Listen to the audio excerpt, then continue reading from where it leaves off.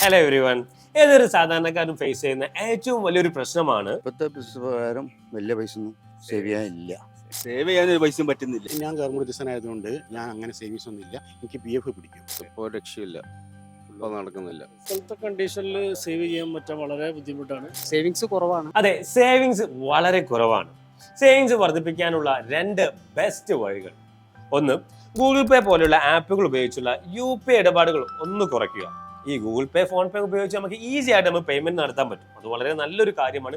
UPI വളരെ വിപ്ലവം സൃഷ്ടിച്ച ഒന്നാണ്.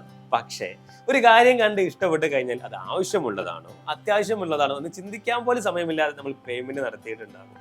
ഈ ഗൂഗിൾ പേ പോലുള്ള ആപ്പുകൾ വന്നതിന് ശേഷം ഒട്ടുമിക്ക പേരും പറയുന്ന ഒരു കംപ്ലൈന്റ് ആണ് പൈസ കയ്യിൽ നിൽക്കുന്നില്ല എന്നുള്ളത്. ഇത് ഏറെക്കുറെ ഒരു സൈക്കോളജി ആട്ടോ.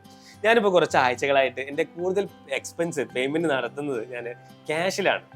അത് വളരെ നല്ല രീതിയിലൊരു മാറ്റങ്ങൾ വന്നിട്ടുണ്ട്. രണ്ട്, SIP ഇൻവെസ്റ്റ്മെന്റ് സ്റ്റാർട്ട് ചെയ്യുക. 2017 എൻ്റെ ആദ്യ SIP 1000 രൂപ വെച്ച് ഞാൻ തുടങ്ങുമ്പോൾ എൻ്റെ മാസ ശമ്പളം 10,000 രൂപയാണ്. ഒരുപാട് പേരുടെ മൈൻഡ് സെറ്റ് ആണ് ഇൻവെസ്റ്റ്മെന്റ് നടത്താൻ ഒരുപാട് പൈസ വേണമെന്നുള്ളത്. അങ്ങനെയൊന്നും ഇല്ല കേട്ടോ. മാസം ഒരു 200 രൂപ മാറ്റി വെക്കാനുണ്ടെങ്കിൽ നിങ്ങൾക്ക് SIP ജേണി സ്റ്റാർട്ട് ചെയ്യാം. ഈ SIP കൊണ്ടുണ്ടായ ആദ്യ കാലഘട്ടത്തിൽ ഉണ്ടായ ഏറ്റവും വലിയൊരു ബെനിഫിറ്റ് ആണ് എനിക്കുണ്ടായത്.